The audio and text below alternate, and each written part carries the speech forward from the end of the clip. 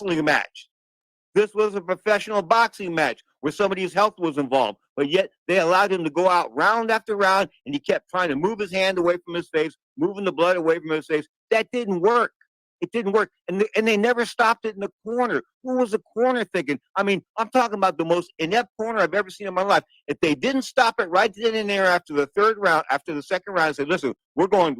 It's a technical draw. We can't continue like this." They should have stopped it 1 or 2 rounds later. In other words, 1 or 2 rounds later, they could have stopped it and said, "You know what? Let's go to the scorecards. This is a technical draw, a technical decision. Let's see what's going on there after 4 rounds." So they went into the scorecards. Tim Tszyu would have been up after 4 rounds, but after that cut, it was all downhill for the son of Kostya Tszyu, and I mean downhill like somebody like he was on skis. Because Fedor just kept a pattern going, and I told you, when you fight a tall guy, once a tall guy gets going, he gets his rhythm going. It's bad. You just can't unless you do something dramatic.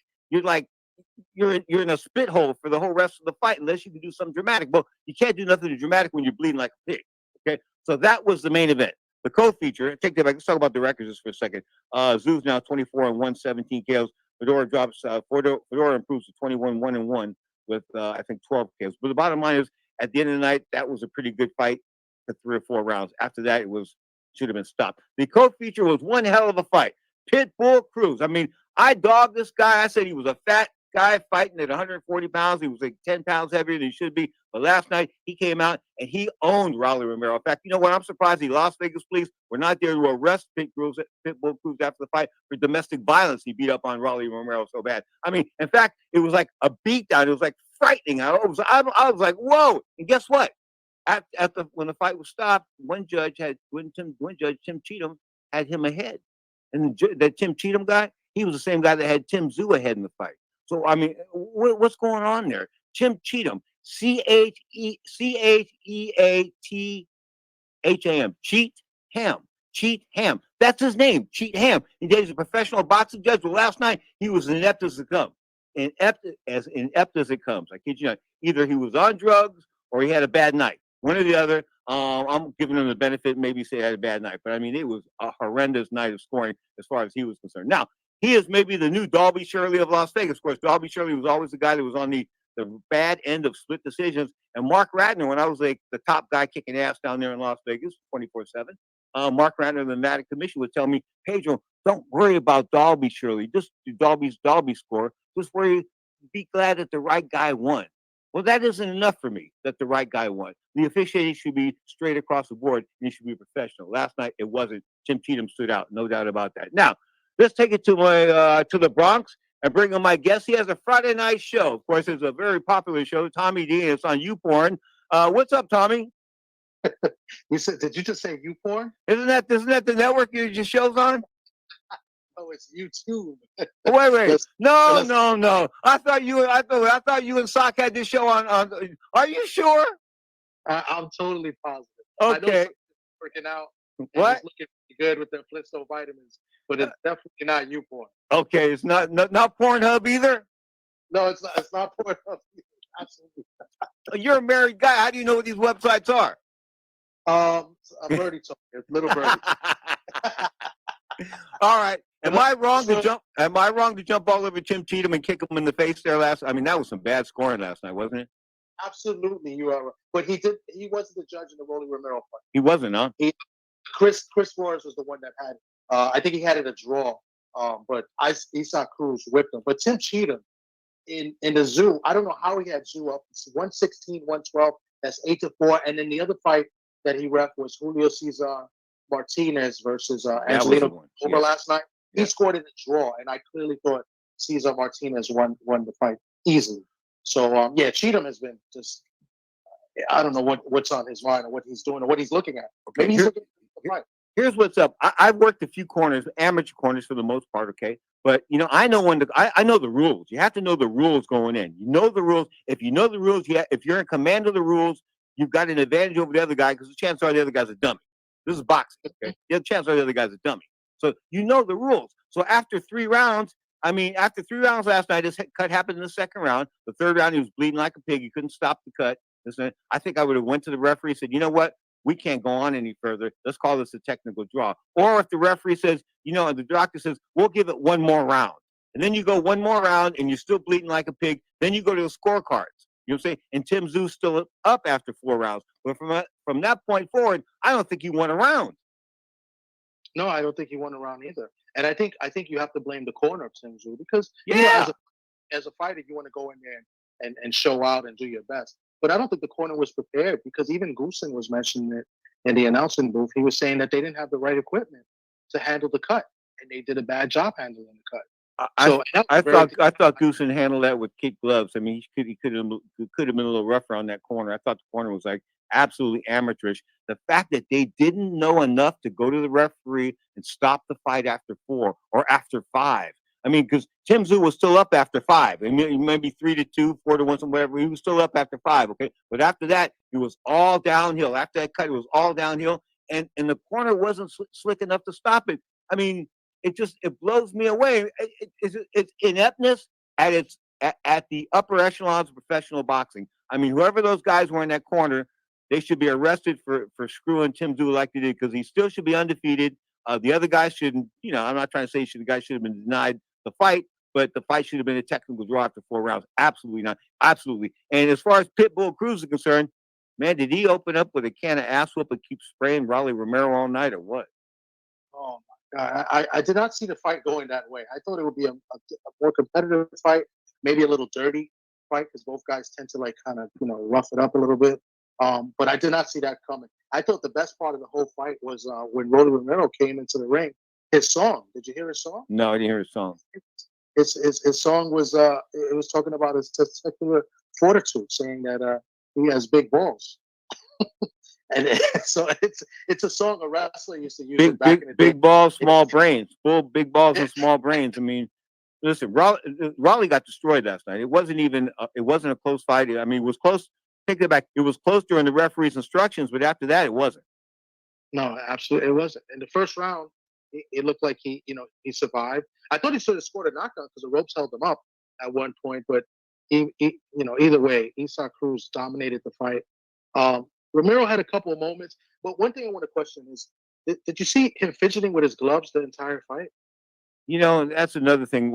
Guys don't know what the glove situation is going in. In other words, you know what gloves you're going to wear. Especially nowadays, it's not like it used to be. They used to bring you gloves in the dressing room. Okay, back in the days, the athletic commission would bring you a pair of gloves and say, if you're in the main event, you're going to use these gloves, and they watch you put them on, that kind of good stuff.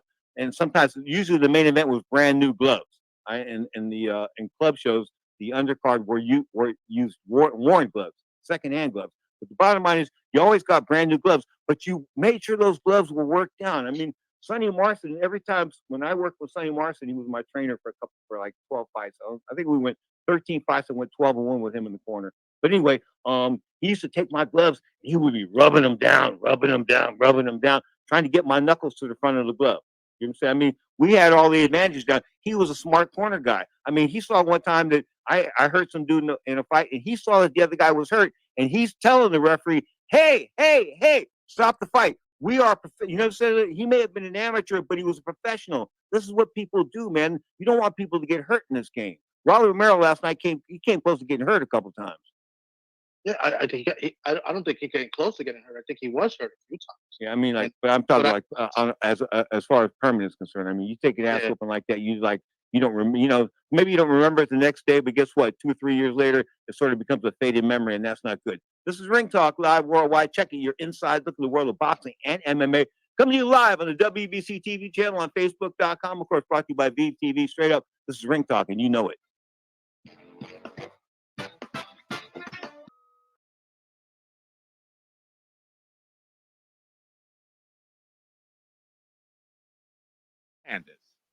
My thing is that we're all special. We know, like you said, nobody deserves to go out like this. And unfortunately, my card was dealt with having to go out like this. And well, all I can say is that I had 45 great, wonderful years of life. I had 20 good, wonderful, great people behind me throughout my boxing career, which is all the fans, all you guys from the fans. I love you guys. I appreciate everything you guys ever did for me.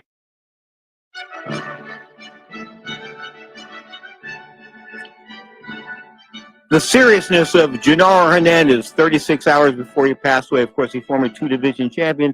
Man only lost 2 fights in his life, one to Oscar De La Hoya and one to Roger Mayweather. I take that back, one to Floyd Mayweather Jr. Why is he not in the Hall of Fame? El Chicanito, may you rest in peace, my brother. I don't forget. This is Ring Talk Live Worldwide, your inside look at the world of boxing and MMA. Last night, the guy that seemed to surprised me was Landy Lara. Here was a guy that was a Cuban national. They called him the American Dream. At one point in time, he was the American put you to sleep type of guy. And I don't mean like knockouts. I mean like boring, put you to sleep. But now he's knocking people out. Last night he drilled the number 1 ranked guy of the WBA. That's sort of suspect right there. But Michael Zarafa, 31-5, 19 KOs, got drilled by the American Dream. Lara now 30-3, 3 draws, 17 KOs. Are you surprised that he's knocking people out now, or is it just he's 40 years old? I mean, I think it's a combination of two things. I mean, he's getting older. He's 40 years old that we know of. And he has to. This is the way he has to fight if he wants to, keep getting fights and continue to be on top. He fought a guy that I don't know how he was a number one contender. The guy was 31-5. He's been stopped 3 times. This guy been stopped by Peter Quillen, like almost who's retired. Almost he lost to Joe Horn and he lost to Kell Brook. I mean, guys that don't even fight anymore, and I don't know how he got a number 1 contender spot. And I think he had Nonito Donaire in his corner too. But yeah, I don't understand it. But I mean, hopefully, in that division is very scarce. They only got a few guys in there: Adames, Eubank, Zanabek. Okay, I don't know how to go from there. Fernando Vargas, his youngest son, fought the other night, and he was a winner on DAZN. And I want to mention that the DAZN card, it was free. DAZN is a paid subscription service or streaming service that offers a lot of boxing, soccer, things like that. But the bottom line is it costs better than $20 a month. I think it costs more than Netflix. But the bottom line is they had this free card on Friday night. And how many viewers do you think they got, Tommy D? I don't know. You tell me. 526. Wait, that's it? No zeros at the end of that? No zeros. 526. They were going up against Oscar Valdez and Cienesis Estrada and the other young lady. But and speaking of Cienesis Estrada, do you think her stock dropped the other night? I think so. You know what's crazy? I mean, people may think I'm nuts, but I thought Vaya won the fight. I was of the opinion that too. I'm saying to myself, this girl's throwing wild like an amateur. I thought that the other girl ate her up in the early rounds as far as winning rounds was concerned. Let me tell you something. And the commentating was terrible in that fight. No. They wasn't commentating. It was cheerleading. Oh, cheerleading. It's terrible. I mean, if these were guys, you would be considered. It would be like a verbal copulation.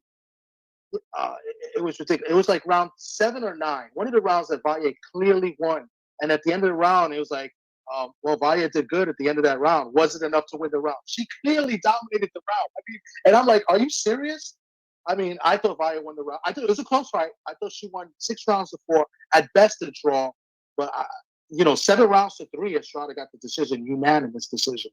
I don't know. And Valle's corner questioned that the headbutt was intentional in the first round. What do you think? I thought it could be. I thought there was bad blood. Listen, for some reason, this young lady has got a bad attitude now. Where before she just had a decent attitude and good ability, good talent in this thing, and her workmanship spoke for itself. You know what I'm trying to say? The other night it didn't. She was going wild, going back and forth. She kept getting caught in between exchanges, changing between left-hander and right-hander, and the guy sort of picked it up on TV, and then when they realized the girl was getting real successful about it, they just dropped it.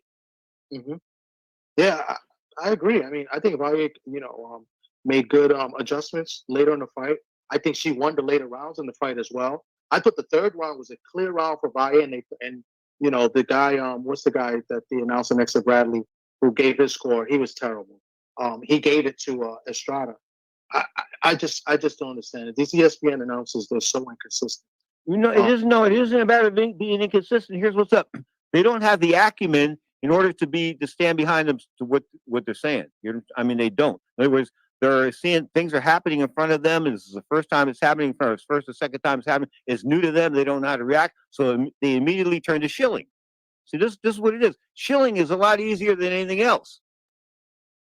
Yeah, I agree. It is. I mean, you can just. Because Master Bob's not going to get upset because you're shilling. No, No, I come guess on, let's be honest. Basketball. he's the one paying them, right? So, Anyway, so you look at women's boxing now. I thought CNS Estrada was the pound for pound queen of women's boxing. I have to take that crown away from her now and say that it's vacant. yeah, I think so as well. I mean, unless they have to have a rematch now. Now I don't know what's going to happen now because I don't know what Valle's contract is. I think she's a Golden Boy fighter, so I'm not sure what's going to happen. I think she's a free agent, so I mean, it should be an easy fight to make. Too bad. Too bad we couldn't teach her how to punch a little bit, huh? I mean, if she could imagine if she could crack just a little bit, or crack a little bit more than she cracks. I mean, she'd be hurting people, hurting women. Yeah. Okay. I agree. Let's talk about a guy that I'm totally unimpressed with. Of course, he's the Olympian, of course, Richard Torres Jr. Talk to me about Richard Torres Jr. Do you think he's going to go somewhere? I think that if he was, I'm going to say this and get in trouble probably for saying it, but I'm sorry. But if he was back in the days of the Golden Gloves, I don't know if he'd make the finals. Not in New York, not in San Francisco. I don't know about this guy. I think he'll be a contender at best. I don't see him going far in that division. I think you got the word, the rhyme is right, but the word is wrong. It's not contender, pretender.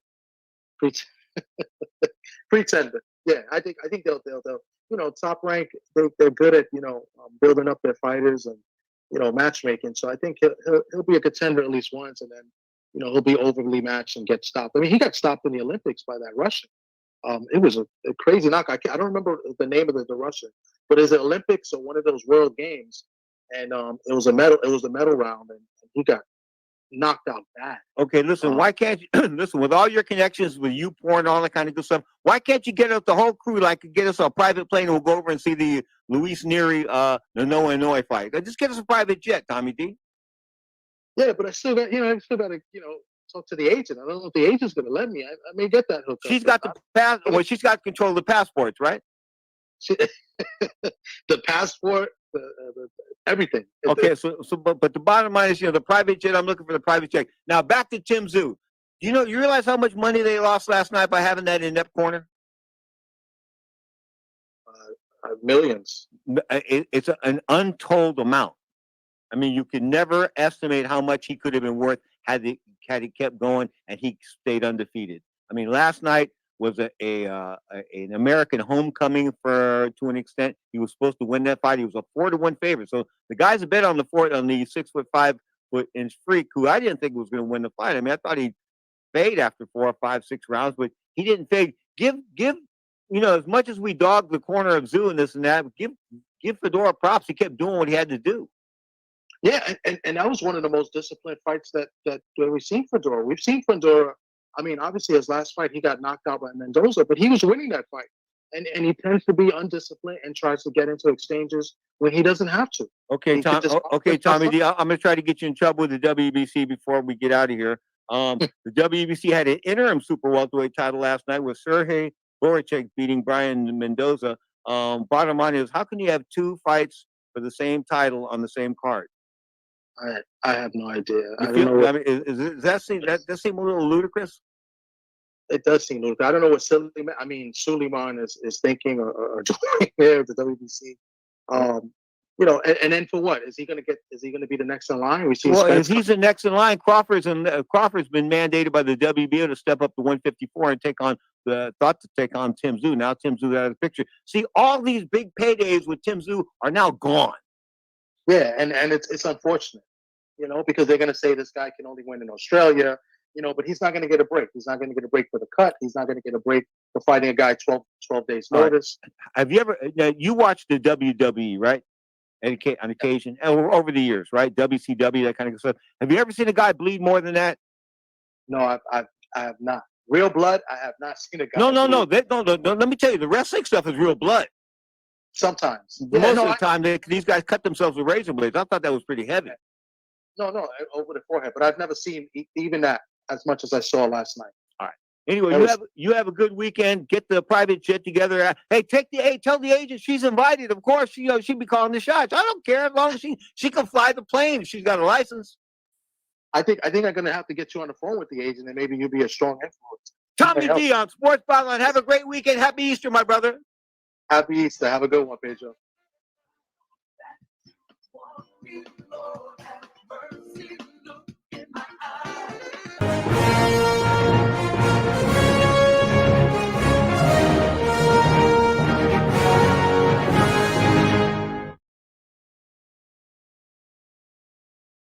you just need to close your eyes for a little bit.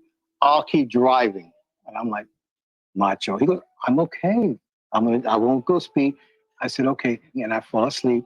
I don't know how long I was closed my eyes, but it wasn't long. He taps me on my shoulder. He goes, hey, I need money for the toll. And I'm like, the toll?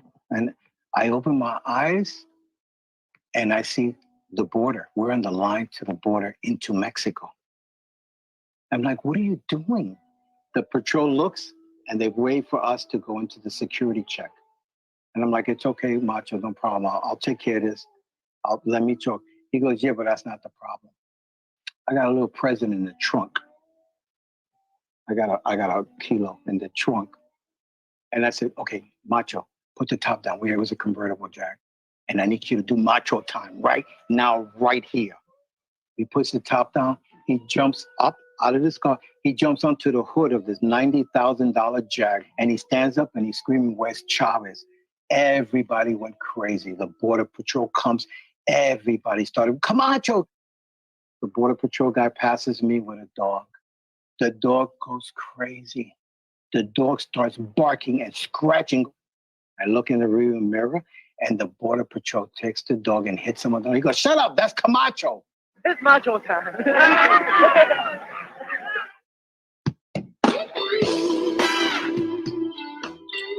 Going through some of my fallen friends here. Pedro Fernandez, of course, he passed away 3 days after that appearance on Ringtalk Live Worldwide. That was a little rough. Of course, the Macho Man, murdered in 2012. He had 3 guys under arrest, but they were like, the witness disappeared. The star witness in the case disappeared. Surprising in Puerto Rico? Not really. Bottom line is, let's go back to the results last night. Of course, former super middleweight champion Gilberto Zurdo Ramirez, a guy I thought was like, had a whole lot of fights, but not a whole lot of ability. 46-1 now, 30 KOs. Outboxed previously unbeaten WBA cruiserweight champion, 200 pounds.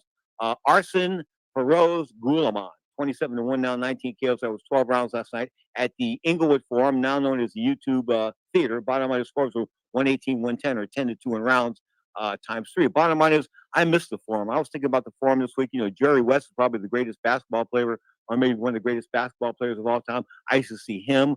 Kareem Abdul-Jabbar. I would see these guys in the hallways of the LA Forum. It was so cool to do fights down there. And I'll never forget, the first time I ever saw a Viagra tablet was at this party for rich dudes at the Inglewood Forum. I won't say he was passing them out because this guy's really big in the world of owning the LA Lakers. But the bottom line is, he was passing out these blue pills to his friends, and I was saying to myself, well, what's up? And I hadn't figured out, like 6 or 8 months later, they had these Viagra commercials on TV. I said to myself, that's what they were handing out last night. So the rich get stuff before poor folks get it. Anyway, the Inglewood Forum played host to that fight last night. No doubt about that. Now I'm getting some texts in here as well regarding Pitbull Cruz.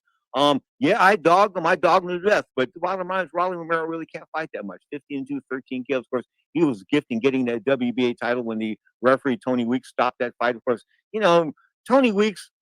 We didn't see too much of Tony Weeks last night, and that's pretty good. I think they should just erase him from the picture. Like the WWE has erased Vince McMahon. Speaking of guys that got erased, I thought that Oscar Valdez was erased after his last fight. I mean, he looked so bad. He should have took a year off. But no, they rushed him back into the ring. He probably was back in the ring less than 4 months after taking that last beating. But he took on Liam Wilson and stopped Liam Wilson inside the distance. It was a junior lightweight fight. Liam Wilson, not a world-class fighter. It was Friday night on ESPN Plus. Of course, that was the same night where CNS's Estrada and that young man. I mean, I really got a bad. Do you ever just have a bad feeling in your mouth, and you watch a fight, you say to yourself, this is probably not going to go the way I think it should go because of the fact, or the way it appears to be going on TV because of political pressure. And I think in CNS's Estrada thing the other night, I think that was all about political pressure. These guys, these judges, they knew who was supposed to win.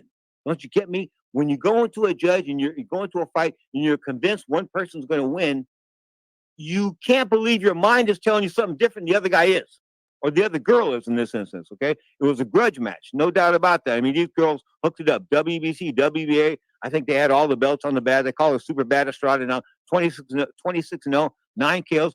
Before this fight, the best fighter pound for pound in the world of women's boxing, no doubt about it. Okay? She got a 10-round decision over the IBF and WBO queen, Yucasta Valley, 30-3 now in Mexico with 9 kills. Bottom line is, she needs to be able to punch a little bit more, but, you can't. I mean, these girls are light. These are light little girls. They're wearing 8-ounce gloves. Bottom line is Tyson Fury wears a 10-ounce glove, and he weighs like 180 pounds more. Think about that. 180 pounds will only go up 2 ounces in gloves. But the bottom line is the judges were very disappointing in my mind. I thought at best they could have called it a draw, but at the end of the day, I thought that the young lady, Yocosta Valley, deserved to win that fight. Of course, she's now 30-3, 9 KOs. More power to her. As far as the rest of the card's concerned, sort of like, not really that big of a thing. I mean, when you look at the zone card, Guillermo Vargas, the son of Fernando Vargas, he was on that card. 527 people. Imagine that, giving away a free broadcast in a country with 350 million people and only 527 people tune in.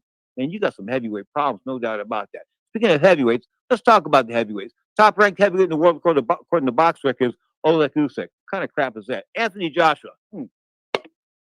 Bad chin, bad mechanics, bad attitude. He is the uncrowned world heavyweight champion. 34 years old, 2012 Olympic gold medalist, no doubt about that.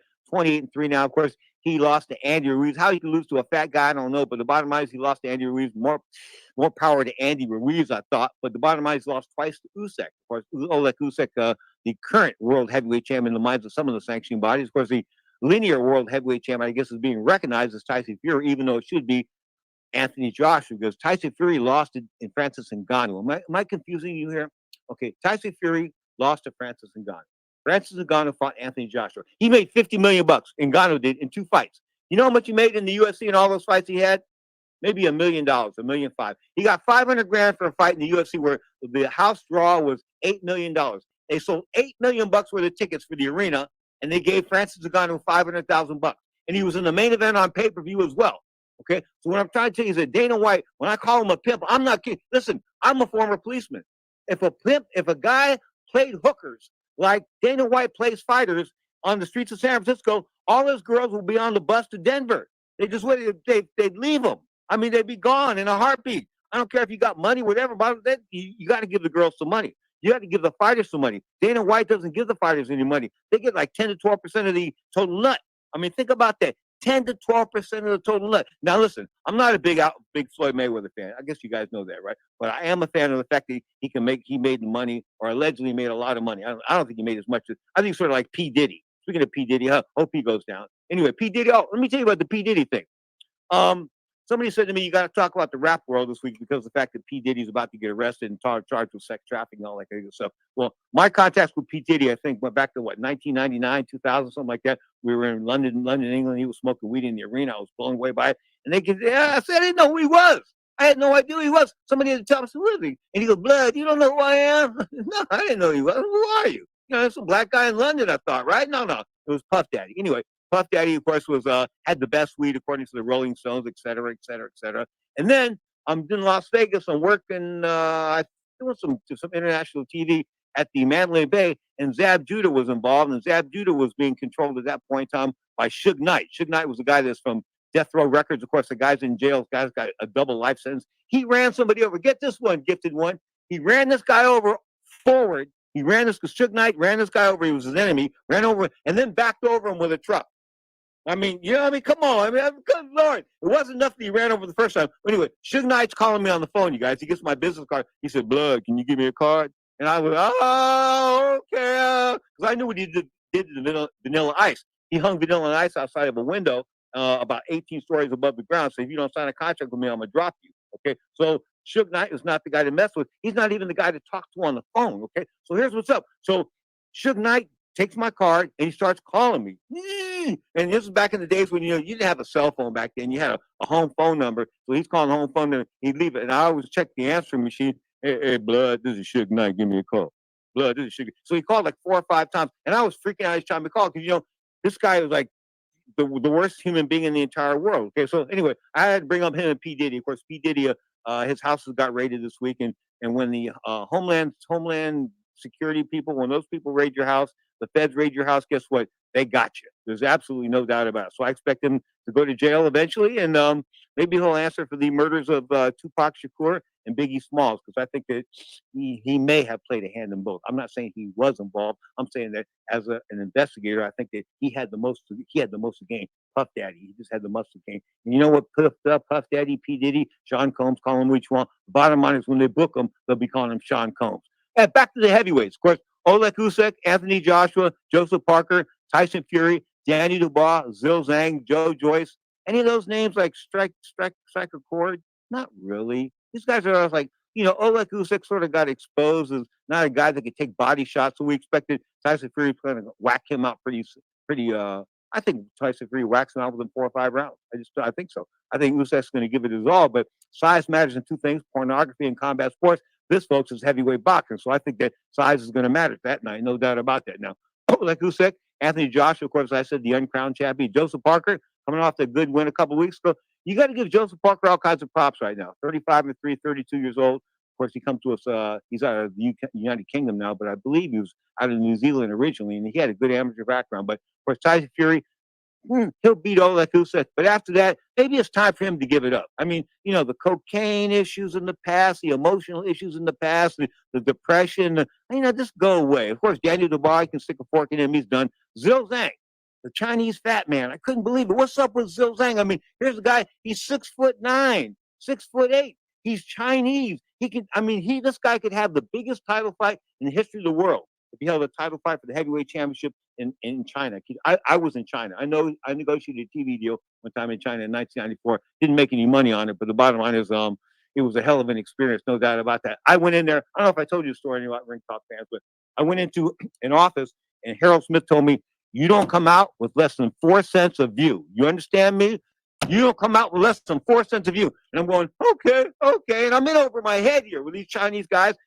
And the only reason why I'm doing the negotiating is that Harold was a mess, and the other guy that was supposed to do it didn't show up. He was like still on the mainland. So I'm doing this negotiating with the Chinese. So anyway, the Chinese bust my chops, no doubt about that. And they tell me we're going to give you 2 cents.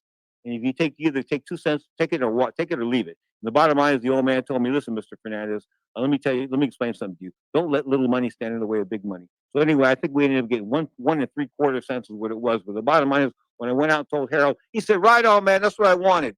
I said, "So you set me in under all that pressure with all them Chinese guys? They're Chinese gangsters. You got to be kidding me." Anyway, that was one good part of China. But I also met the president of China in 1994. That was pretty cool, having cognac with him. That was pretty cool. Of course, I drank Muhammad Ali's cognac. That was another honor. You are tuned to Ring Talk Live Worldwide. Happy Easter to all around the world celebrating such.